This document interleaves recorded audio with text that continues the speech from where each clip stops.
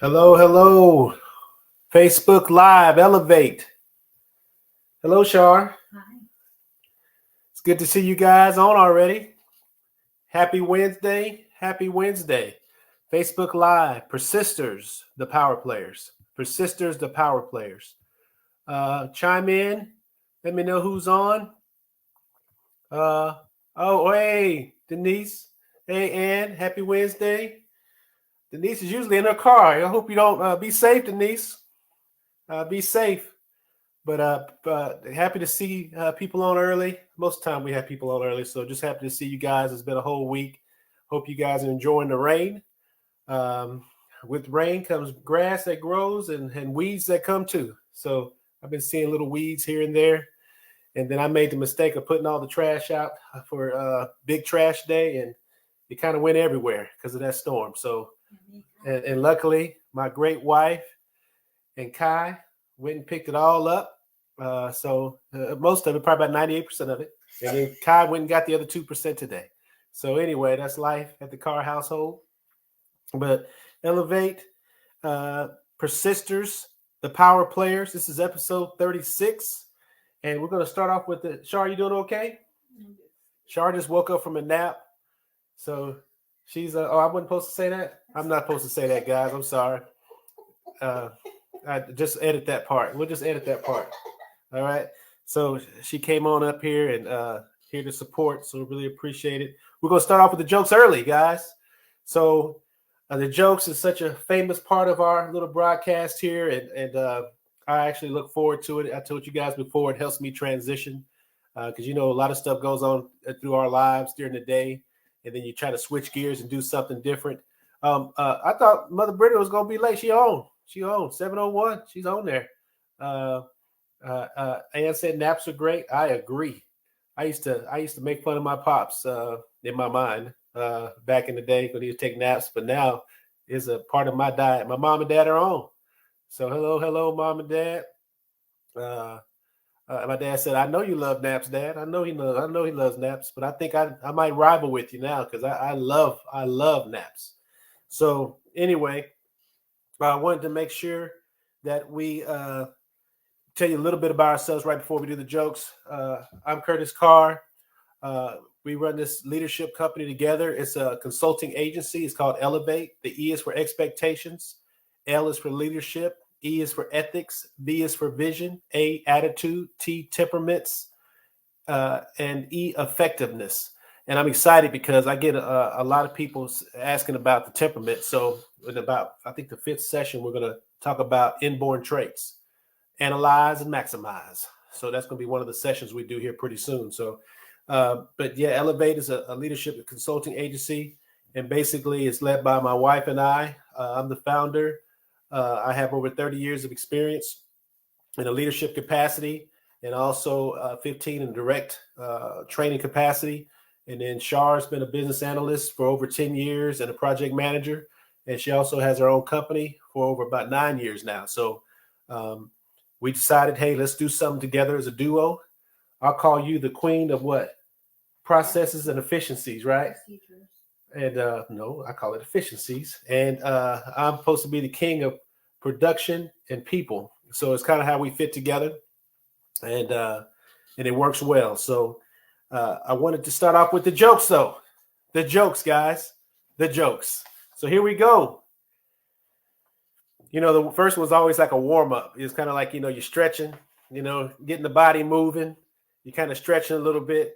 So the first one is, why did the bird make the cover of the GQ magazine? Why did the bird make the cover of the GQ magazine? Char? Because he was fly. Ah, because he was fly. That's why.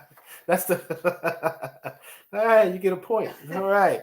So that was the joke, because he was so fly. Aunt Stephanie's on. Thank you, Stephanie, for coming on.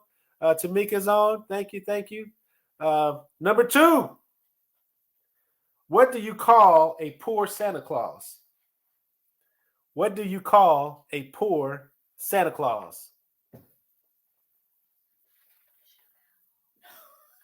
Ooh, I'm gonna tell your mama. Boy, Mother Brenda, if you would have heard what she said, I had to call you later. What do you call a broke Santa Claus? Saint Nicholas. Saint Nicholas. Saint Nicholas. No. Okay. Kyle liked that. I shared that one. He liked that one. Just, yeah. So anyway, you as mama, you supposed to like it too. So 3, and that's the drum roll if I could. 3. This might be a little mean. Please don't take offense, but it was funny to me. Why do blind people hate skydiving? Why do blind people hate skydiving? Because it scares the hell out of their dog. Char laughed. Hell is a hot place, Char. You weren't supposed to laugh at that. Hell is a hot place. Anyway, thank you for our jokes. Chime in. How'd you like the jokes? How did you like the man is in man in red? Yep, that's actually orange. Tennessee orange, not UT orange, Tennessee orange. But then did she say layaway? Oh no, I wish she was layaway. It was worse than that, Mother Brenda. So basically, today we're just going to go over our function, our little focus that we always talk about, and it is the group coaching. So the group coaching, $99 a month, which is $3.25 a day. And we always say, hey, live the lifestyle you desire. A lot of people desire things, and it takes work to get those desires. And a lot of times it takes some coaching, some help. Become a vision-driven person instead of being reactionary. Instead of things just happening to you all the time, hey, you start it. You be the author. You be the author of your life. And be a part of a community of growth-minded people. Very, very effective way of coaching, especially at a lower price point. So take advantage of it. If you want other questions or you have other questions about it, you go to WeMustElevate.com, or you can email us at info@WeMustElevate.com. All right. All right. So the way we conduct our Facebook Live is we really depend on your comments. So I love reading the comments. Ed said so bad. I think that was the blind man joke. No. Hey, Ed. Char laughed. So, but the way we conduct our Facebook Lives, we depend on your comments. We start at 7 p.m. and we end promptly at 7:30. So the plan is to read every comment. And I'm not the sharpest guy in the world, so I tell you what, it's challenging. Talk to Char, read the comments, and try to keep up to where I am on this page. So it's almost like I have to pray before I start these to make sure that I stay on point. So bear with us on some of this stuff. But we also want to encourage you to like and share. And if you really believe in what we're doing and think that it's beneficial, especially what we call the free 99, where we put this information out there, and it's definitely enough where you can take and use. Please like and share, because there's people that can definitely benefit from it. And then there's like the quote book we have out there. You know, I love the quote book because I love quotes. I just love quotes. I think every week I get about 5 to 10 more quotes. I think I'm a quoteaholic. Is that a word? We just made it up. A quoteaholic. So I beer commercials. I love some of those quotes. I just take them. The one that kind of inspired today was I think I posted it. I think it was this week's quote, but on the Facebook Live we post quotes every week, and the quote I love is it says, if you how do they put it?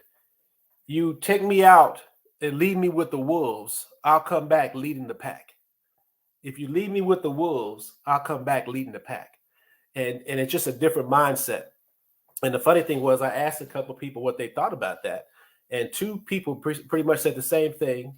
And they said, hey, I think it means that you even though no matter what circumstances happen, that I survive.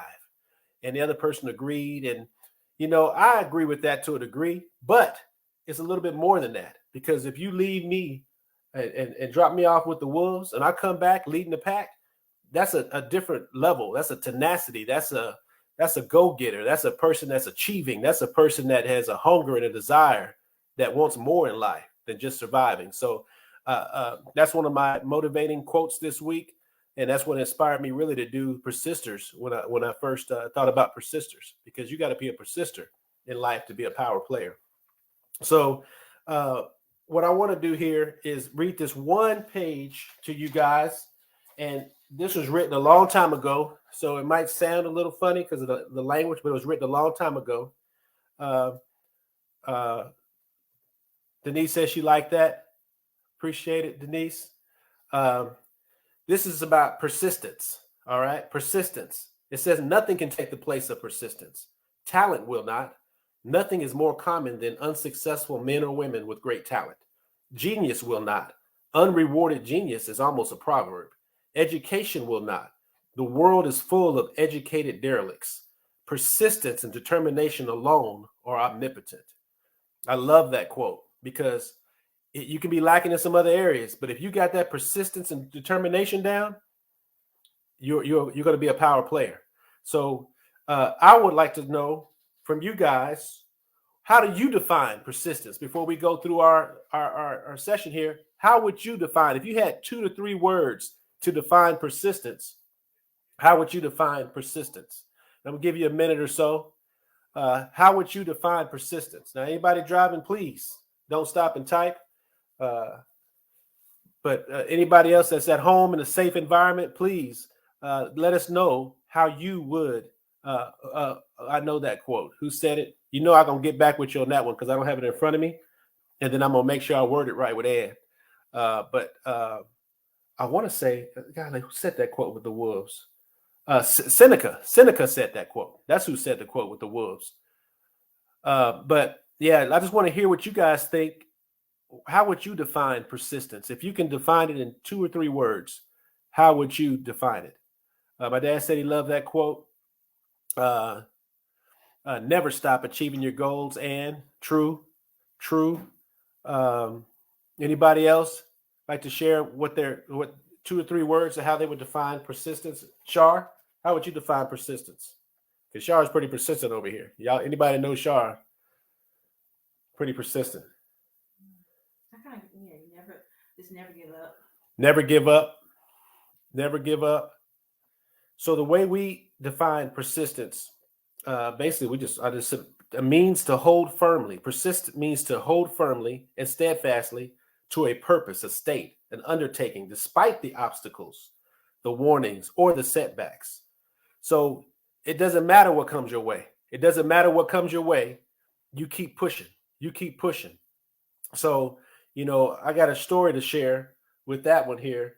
I'm trying to decide when I'm going to share that story, but we got a story to share about that. My dad said, "Tenacious, no quit." So, persisters, the power players. I want to share this one slide about some quotes by some persisters, and I know my dad will like some of these people here because he's quite familiar with these. But you'll see here Albert Einstein. He said, "In the middle of every difficulty lies opportunity." If you study these guys' lives, you'll know that they're great persisters. Thomas Edison said, "Opportunity is missed by most because it's dressed in overalls and it looks like work." Here it is, Lena Horne, the famous Lena Horne. It's not the load that breaks you down; it's the way that you carry it. And this is oh yeah. So it's these are if you know a little bit about the history of these people, we could have picked 500 people to show persistence, but they're great persisters. Karen and I are persisters. You see that? Karen and I are persisters. I think that's French actually. Persisters. I think that's French.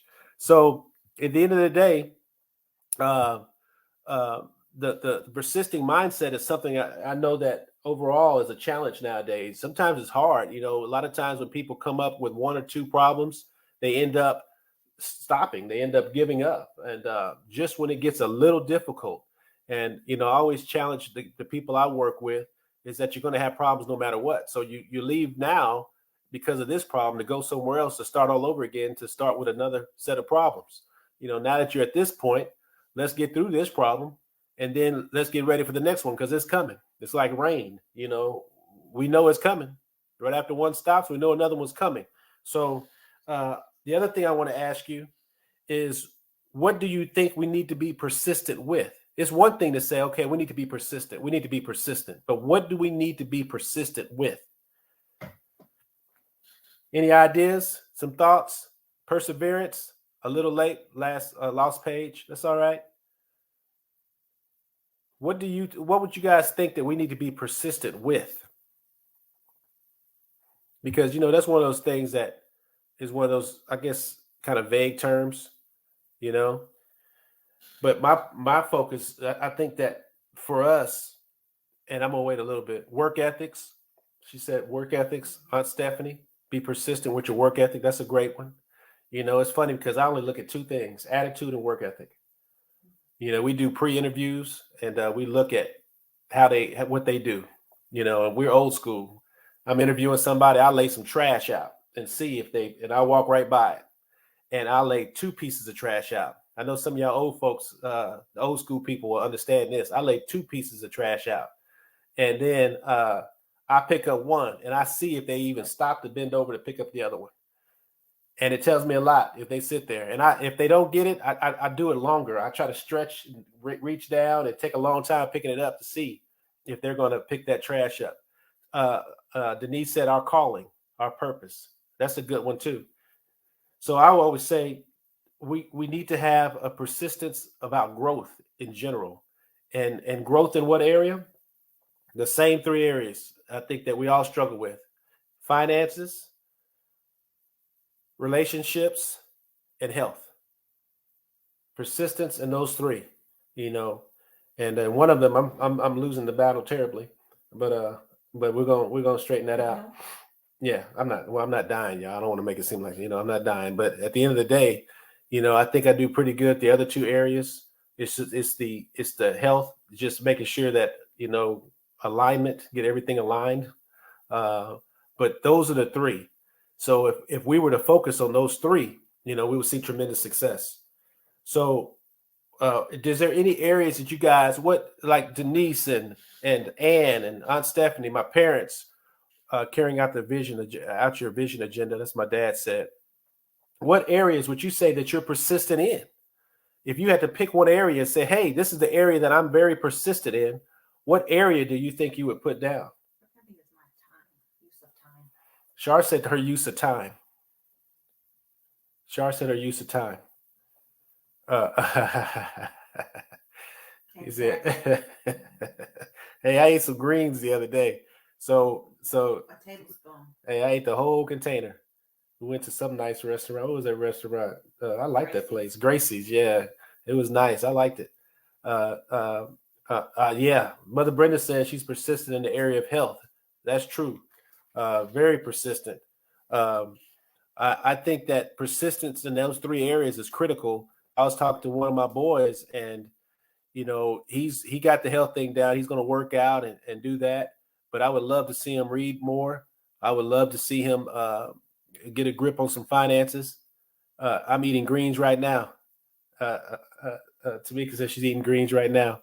So persisters is a very important thing, and I wanted to go to some slides because really, if if we're not persistent in those three areas, different behavior raises its ugly head.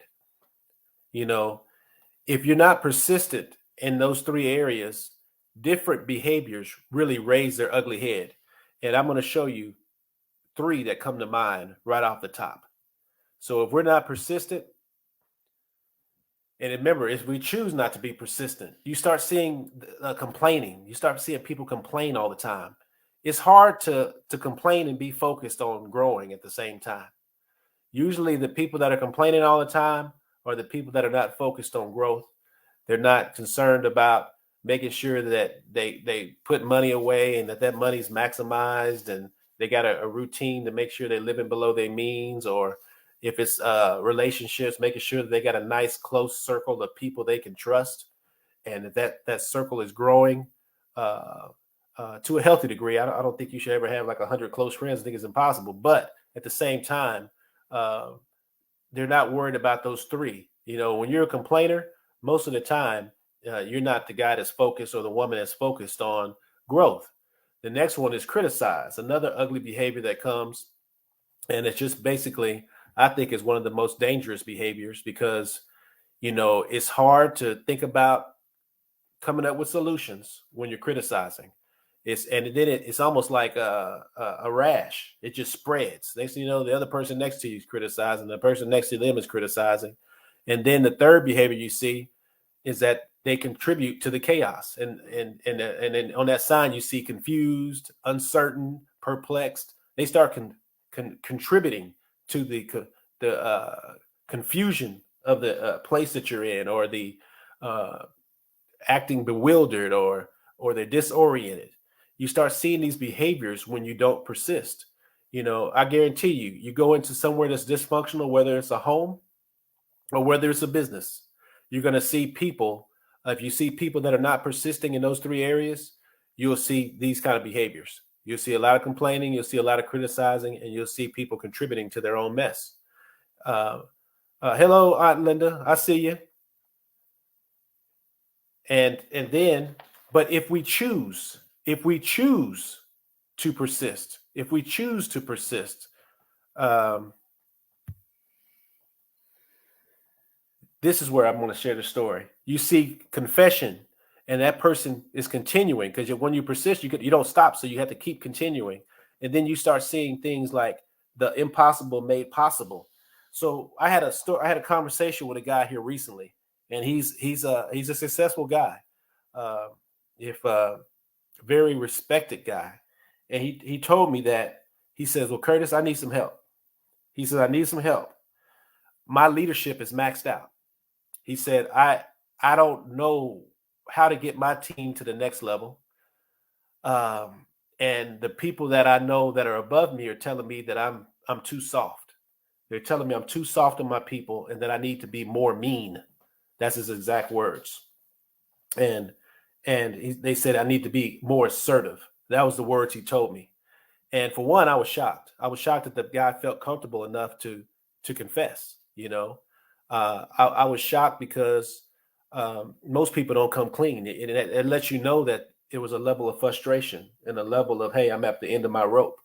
And one of the things that I'm big on, and I think if you guys remember some other interviews we've done, is that I do not try to make people be what they don't feel natural at.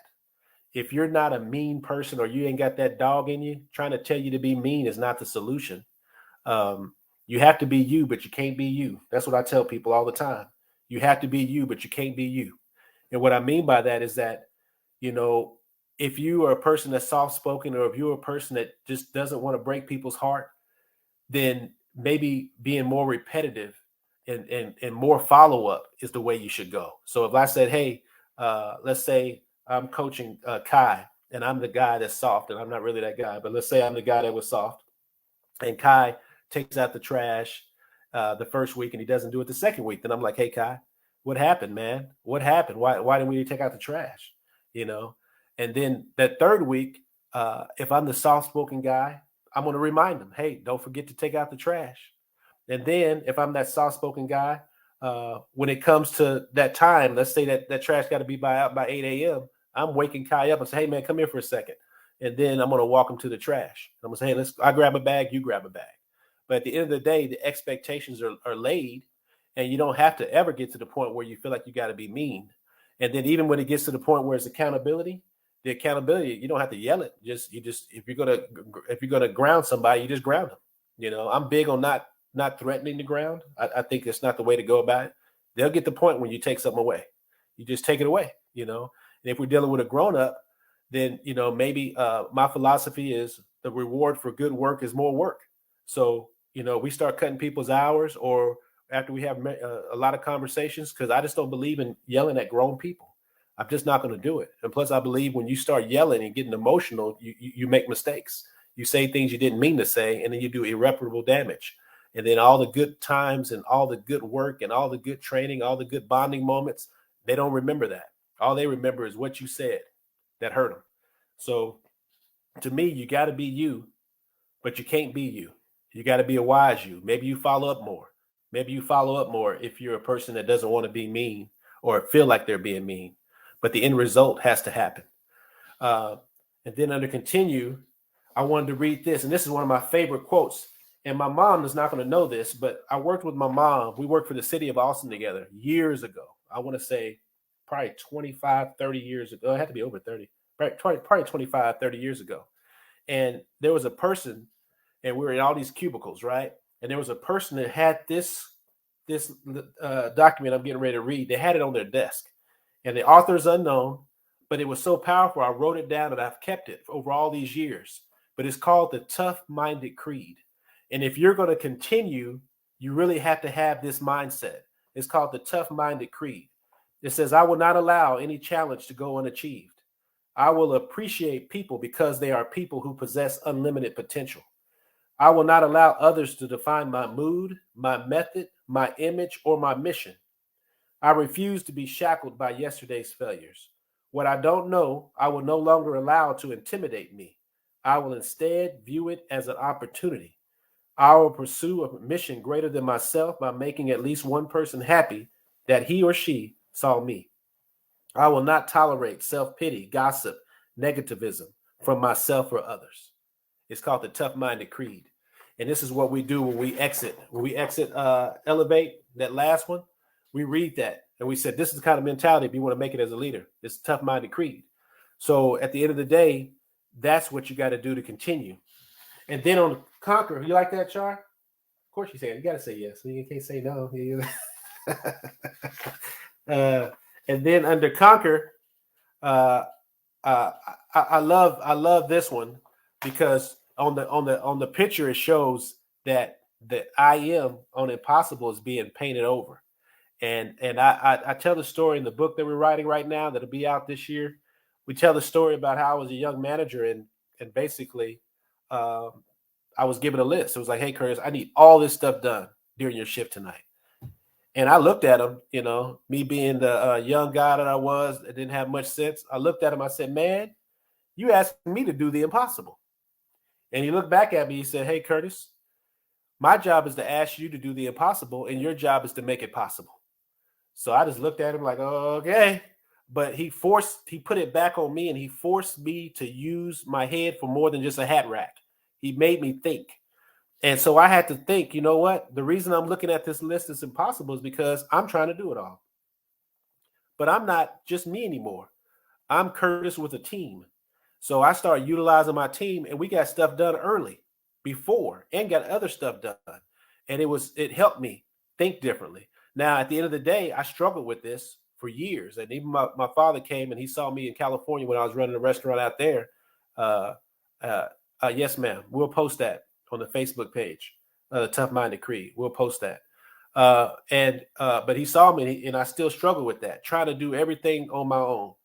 But I guarantee you, my dad saw me now. He'd be like, "Oh, he ain't like that no more." My wife's like, "Yeah." She's like, "He ain't like that no more." But basically, just making sure you utilize your resources so that you can get things done. So let me know if you got anything out of that. How at the end of the day, if you don't persist. It's not like it's kind of talked about. There's only two wolves. Well, there's only two options. Either you persist or you don't persist. And if you're not persisting in the areas of health, relationship, and finances, you're going to exhibit these behaviors. You're going to complain. You're going to criticize. And you're going to contribute to your own mess and the mess of others. But if you do decide to persist, then what you'll see is that you're going to confess to somebody what you're going through. It's natural. You're going to confess to somebody, and then hopefully you'll get the information you need so that you continue walking up that mountain. And then you'll start conquering. And then once you learn how to conquer once, it's a done deal, right? So we have a lot of people on this call that's done a lot of conquering. So let me know what you think about that. I got a thumbs up from Miss Karen. It's always good to see you all, Karen. And another thing I wanted to share here was that I really appreciate you guys coming on, and we have what was I going to say? What else was I going to say about this? Uh, it's been 37 episodes, and we know that you guys have a lot of things you can do. So we appreciate you coming on. We appreciate how Mother Brenda came and she told Karen and Ann, and now we're friends with Karen and Ann. Appreciate Aunt Stephanie for coming on, and she told me, she said, hey, she texts Aunt Linda, and Aunt Linda, she gets the text from Aunt Linda. She gets Aunt Linda on. I really appreciate that. what we're trying to do is we're trying to keep the word going. We put some ads out, and we just want to uh, uh, make Elevate what we know it can be. And we have some tremendous opportunities come up, and we can't wait to share them with you. So what I want to do is 7:30. I'm just going to read the next 5 Facebook Lives. We have the next one, which is going to be my favorite. It's called The Price of Leadership. Week 2, Birds of a Feather. We're going to talk about relationship stuff there. Week 3, Hope You Fail. 4, Culture, how to build it in your home and in your business.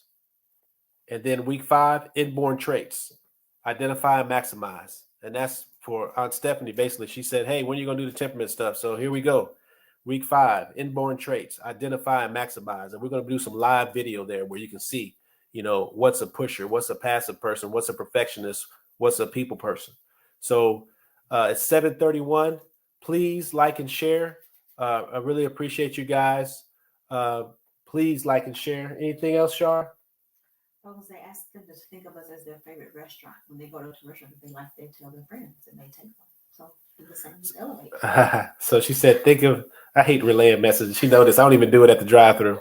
But she said, think of us like your favorite restaurant. So tell your friends about us.